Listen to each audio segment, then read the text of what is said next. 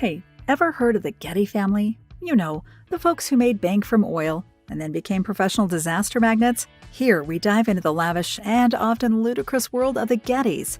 From J. Paul Getty, possibly the stingiest billionaire to ever live, installing payphones for guests in his mansion, to family kidnappings that sound more like movie plots. Let's unravel the curse of having everything but peace. From the birth of its fortune to the present state of affairs, the Gettys' story is marked by both unimaginable success and soul-shattering sorrow. So stay listening to hear all of the trials and tribulations of probably the first billionaire and his family. Normally associated with the massive stock photo website in 2024, the Getty name carries with it the weight of incredible wealth built upon an oil empire, and the infamy of a myriad of tragedies that have beset the family through the generations. John Paul Getty, born in 1892, was the architect of the Getty wealth, constructing a fortune so vast from oil that he became known as the richest person on the planet in his lifetime. Getty began his foray into the oil industry early, witnessing his father's initial highly remunerative endeavors in the business. The personality that would define him, including his world-famous stinginess and his unending pursuit of riches, would be the basics to the elaborate master plan of his empire building. His early oil ventures bore great fruit as he took steps that others found too risky, such as his investment in the Saudi Arabian desert, which proved to literally be a gushing source of wealth that propelled him into the financial stratosphere. However, Getty's love life existed in stark contrast to his career in what was perhaps a universal balancing act that ensured he couldn't have it all. Married and divorced 5 times, his romantic engagements and familial relationships were strained, disordered, and emotionally charged, ultimately establishing a legacy fraught with long-standing grudges and discord. Getty became increasingly reclusive in the latter stages of his life, as his love for wealth became matched only by his infamy for being a penny-pinching billionaire who reportedly installed payphones at his Sutton Place mansion for guests. Residing in an abject opulence did little to change Getty's work ethic, who clocked in up to 18 hours a day across his global businesses.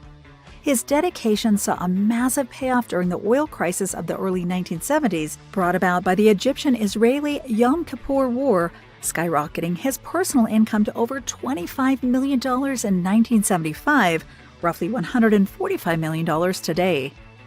A lesser-discussed aspect of Getty's life was his close friendship with Penelope Kitson, an otherwise unremarkable interior designer.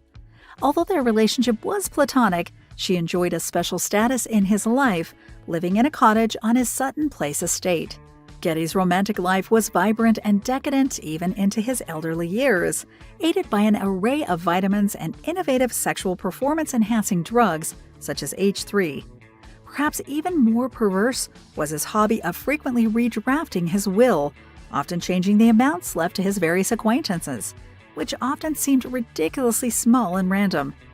The New York Times highlighted his strange obsession, noting how these changes could come in a monthly stipend as measly as $209 or as modest as $1,167. He passed away on the 6th of June 1976 at the age of 83 on his estate in Surrey, England, leaving behind a legacy of unimaginable wealth and a private life riddled with public scandal. In his controversial will, with his net worth estimate at close to $2 billion at the time of his death, he bequeathed $4 million to his 5th wife, Teddy Getty Gaston, and nearly $500 million to the J. Paul Getty Museum. The rest of his fortune was divided amongst his sons and the Getty Foundation, which supports the fields of the arts, humanities, and environmental sciences.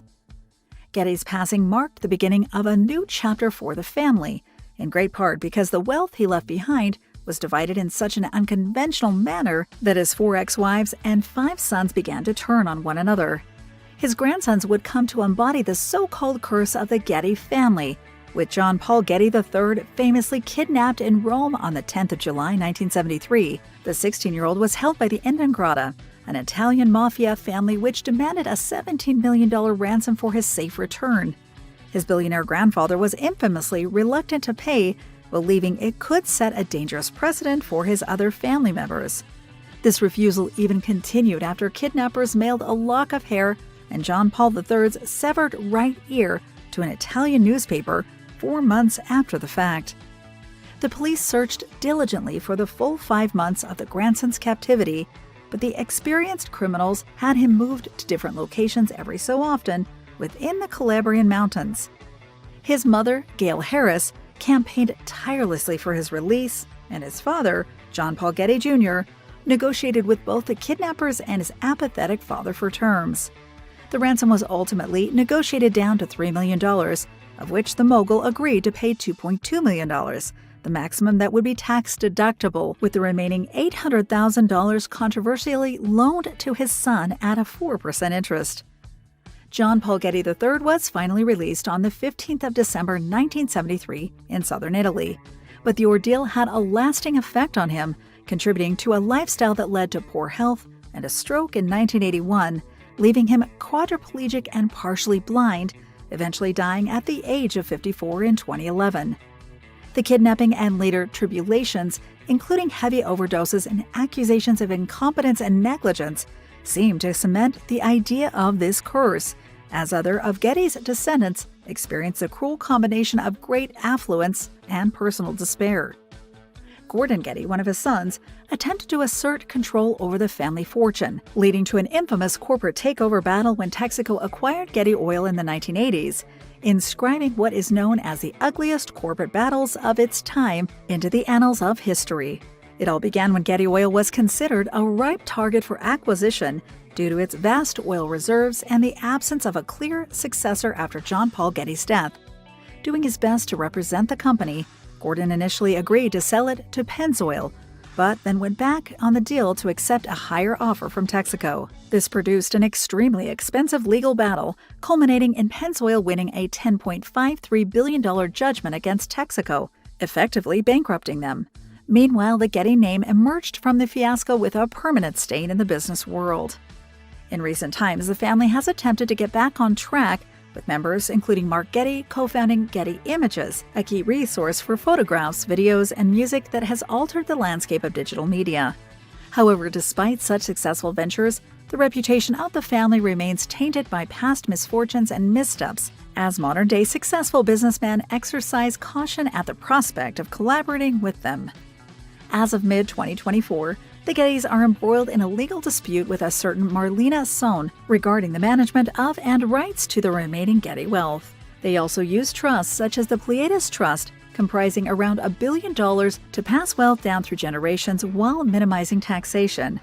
Gordon Getty, having a net worth estimated at $2.1 billion at the time, arranged the Pleiades Trust for his 3 daughters from an extramarital affair, aiming to hide various assets from the Internal Revenue Service. Legal proceedings unfolded in 2021, with Sohn accusing the Getty family and their advisors of engaging in tax avoidance schemes to the tune of $300 million. The Gettys countered with allegations of Sohn committing a crime by leaking confidential information that she was legally bound to keep private. It remains to be seen where the Gettys' incessant court escapades and evolving business ideas will lead to in the new age, with a great many doubting that the name can stay alive for much longer, regardless of its former immensity. All right, armchair critics, time to make your predictions. Do you think the Gettys will rise from the ashes like Phoenix or fade into obscurity in the 21st century world where billionaires are, to coin a phrase, almost 10 a penny? Share your crystal ball insights in the comments. We're taking bets on the future of this roller coaster family.